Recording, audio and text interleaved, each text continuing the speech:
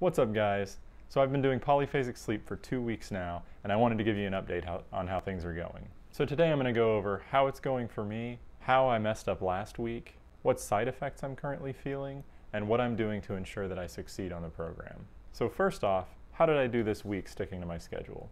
Actually, it turned out pretty well. So I actually got on the Discord channel, which if you're doing polyphasic sleep and you're not on the Discord channel, you should definitely get on there. Links below. Anyway, I got on there and they told me that basically if you sleep at all outside of your allotted window, it's an oversleep. So if you postpone a nap by 10 minutes, if you start a nap 10 minutes early but wake up 10 minutes early, that's not okay. So I changed my schedule. I really started hitting my naps perfectly. And for 6 days in a row, I had a perfect schedule. I started every sleep on time. I ended every sleep on time. I never snoozed, I never overslept. The red areas on the sleep chart are my schedule, and the blue areas on the sleep chart are how I actually slept. So you can see on the first 6 days, I had a great sleep schedule. I was sticking to it perfectly. And that leads me to today. The whole schedule just fell apart. So I'll put that up on the screen. So what happened was, I had my morning nap from 5:40 to 6, and when I got to work, my boss invited me to lunch. So I knew I was gonna miss my nap. I actually got on the Discord channel, checked in to see, hey, should I move the nap? Should I nap earlier? Should I just cut the nap out completely? And they told me to cut the nap out completely. So I just skipped that nap entirely thinking, well, I'm gonna miss a nap, but it's gonna be fine. So the day rolls on and there's freezing rain and there's just ice all over everything. So I get off work and I start to drive home and I can't get home in time for my nap. So I stopped on the way home at like a hardware store and I napped in the truck. So I was like 10 minutes from home. But instead of starting my nap 10 minutes late, I decided I was gonna stop and take a nap in this parking lot, which was fine. I'm getting pretty good at napping in my vehicle, but not as comfortable as the bed. So that was a little frustrating. I wake up from my nap and I see that I missed 3 texts from my boss. So we had some last minute emergency work that had to be done tonight, and it was gonna be a late night. Well, my bedtime's 9 o'clock, so now I'm thinking, okay, what do I do? So again, I get on the Discord channel, I check in with those guys and I say, hey, my core sleep starts at 9, but I'm probably gonna be working. What do I do? And again, they basically said, don't move your core sleep. Try to get naps if you can. If you have to miss it, it's just gonna be a rough day and you'll catch up eventually. So I said, okay. I go to work, I start working. Well, we had a lag in the work and I told my boss, hey, this is kind of weird, but I'm gonna go grab a nap while we wait for this other process to finish. So I go and do that. I get a phone call on the way out to the truck, so I end up not getting as much sleep as I thought I was gonna get. I ended up getting like 50 minutes. So he calls me, it wakes me up. I go back in. We work for another hour or so, whatever it was, and we're done for the night. Well, my core sleep finishes at 12:30. I didn't have time to drive home. The drive home would have cut into the amount of sleep I could get. So I was like, okay, I'm just gonna go sleep as much as I can before 12:30. So I just left my alarm on my phone the way it was for my daily alarm, go to sleep, got like another 30 minutes of sleep. So who knows if I even got a REM cycle in there. I don't remember any dreams, but it could have happened. So yeah, today is gonna be a rough day. On top of the lack of sleep from yesterday, adaptation is starting for me. So this is something that I was mistaken about in last week's video. I thought I had already adapted, but really that's just kind of like what I want to call the honeymoon period of polyphasic sleeping. So that first week, you might drag a little bit on the first couple days, but then you start feeling great and you're like, oh, I'm there, I've arrived. And that is not true. So I've started to kind of drag during the day. And now on top of that, I've got this sleep deprivation from yesterday where I missed a bunch of sleeps and I was sleeping in the truck a lot more than I normally would be. So we'll see how it goes. Today's gonna hurt. Even though adaptation is starting for me, I still feel like my energy levels are pretty good. When I first wake up, I feel refreshed.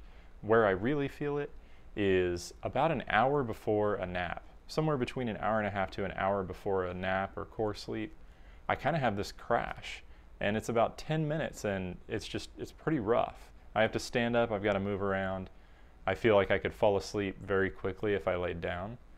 So I'm definitely starting to feel those effects. Even though I get tired an hour to an hour and a half before my nap, my energy levels recover. So then by nap time, I'm actually not tired. So several times I've been like, well, this is going to be a waste of time, but I'll go through the motions, you know, I'm not going to be able to sleep. And sure enough, like a minute in, I fall asleep. I've been falling asleep consistently within the first couple minutes of laying down, which is really nice because one of the things about my past sleep schedule that really frustrated me was the wasted time just laying in bed waiting for sleep to happen. And with this schedule, I'm not doing that anymore, which is fantastic.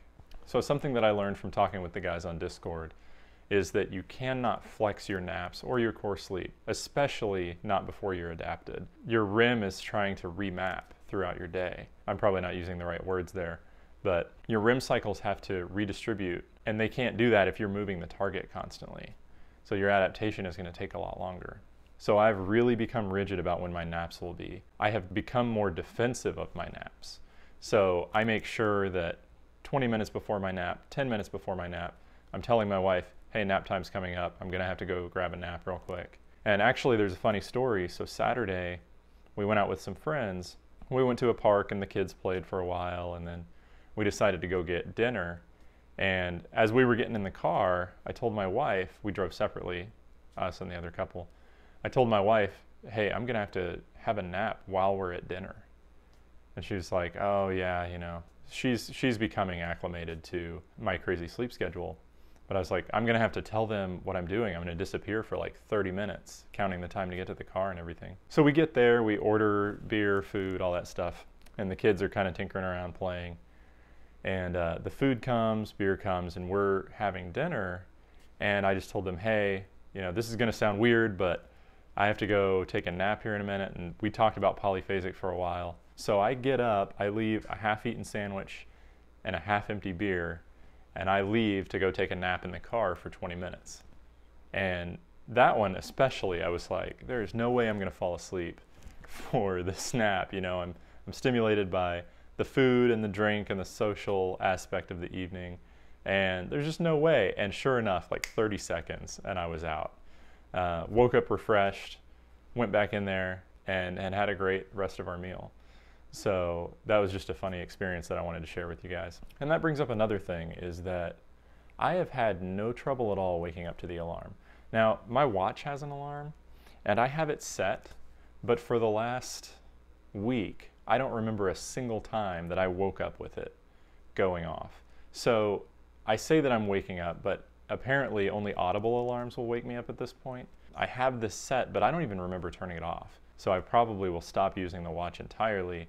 What I do is I set the phone across the room with the volume turned all the way up, and I haven't had a single time that I had trouble waking up with that. So, you know, it may get harder since I'm going into adaptation, but so far I've been very successful just waking up with my phone alarm. So really briefly, I want to talk about things that I got wrong at the outset of polyphasic sleep. So I had done some research and I had found some bad sources. I thought that adaptation took like a week or a week and a half. I thought the end of adaptation was at like a week and a half. So I go into it, it's day 10, and I'm looking back and thinking, well, I felt bad until like day 4, so I must have been adapted. Well, it turns out that there are 3 main stages of polyphasic sleep. The 4th stage being you're fully adapted and you're living the schedule, but 3 that are transitional. And stage 1 is that honeymoon period where you're just like, oh, this isn't hard at all. And that's about 10 days, 10 to 14 days usually. Stage 2, also 10 to 14 days, is adaptation, the core part of the adaptation. So that timeline tells me, okay, I'm actually in adaptation right now. And I wasn't anywhere near it when I did the first video. That was a misconception on my part, and I was corrected once I got on the Discord.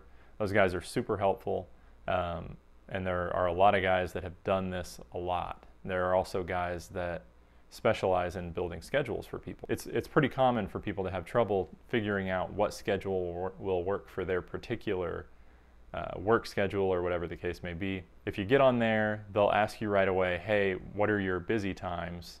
And then they can build you a schedule off of, you know, all of the polyphasic options out there. They can find one that'll work for you. So definitely get on there and check them out. So side effects. I want to talk about side effects a little bit. Things have changed a little bit since last week. I am having more bouts of tiredness. Periodically, I'll have trouble with that. And I've come up with some ways to fight that off and cope with it. We'll talk about that in a minute. but it's definitely becoming more common. But I still consistently wake up refreshed after every nap. And I find that breaking up a challenge, any type of challenge, really helps you to succeed in that challenge. And polyphasic sleep is the perfect example of doing that.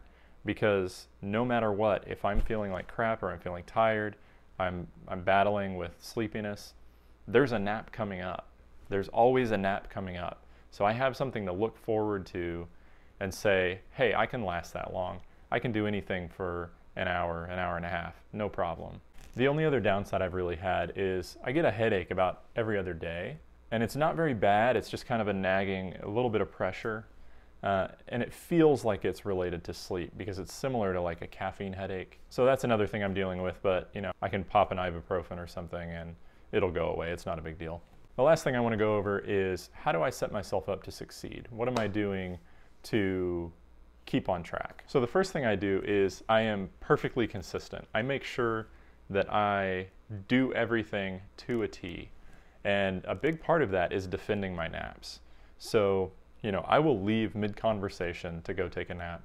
I will leave in the middle of a meal like I talked about to go take a nap. I'll nap in a car before I drive somewhere if it's time to do that, because it's critical that you stay on your schedule. That's what I'm doing. I'm defending my naps so that I can ensure that I'm successful at this. And part of that is what I call owning it. So, you know, you see this with like vloggers a lot. They'll talk about how at first when they got into it, it was awkward walking around with a giant camera on a tripod or whatever, because people stare at you and they think it's weird. And a lot of them will just say, well, you just have to own it. You just have to decide, you know, that's who you are and that's what you do.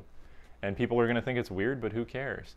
Same thing with this. You have to own it. You have to say, I'm a polyphasic sleeper now. Something that I'm going to have to deal with is awkward nap moments, and that's just part of the life. So own it. And then the last thing, I said this last week too, but it's so important that I think it's worth mentioning again. You have to have something to do. So you have to have some goal in mind that you're working toward with all this extra time, because you're going to be awake in the wee hours of the night. And if you don't have something specific that you're working toward, you're not going to stay up. So for me, it's these videos. It takes me 2 to 3 hours to make a video, and I make one every day. That keeps me driven to do this. So it keeps me busy, it keeps me engaged. So that's kind of the secret weapon to succeeding at polyphasic sleeping, is that you have something you're working on. And if you don't have something that you need to work on, then why would you do it anyway? There's not really any reason to add another 4 hours to your day if you don't have something that you want to accomplish. I mean, no one's going to go through adaptation for polyphasic sleeping so that they can watch more TV shows or play more video games, maybe video games. So yeah, definitely have something to do. So I'm still really enjoying the benefits of polyphasic sleeping. I can't see myself stopping, because if I stopped, I wouldn't have time to make these videos, and that's really important to me. So definitely stay tuned in. Definitely subscribe and check back for more videos on polyphasic sleeping. I'll be doing these weekly for a while and then maybe do monthly after that. If you liked this video, hit the like button. If you have any questions or comments, put them in the comments down below, and I will see you in the next video.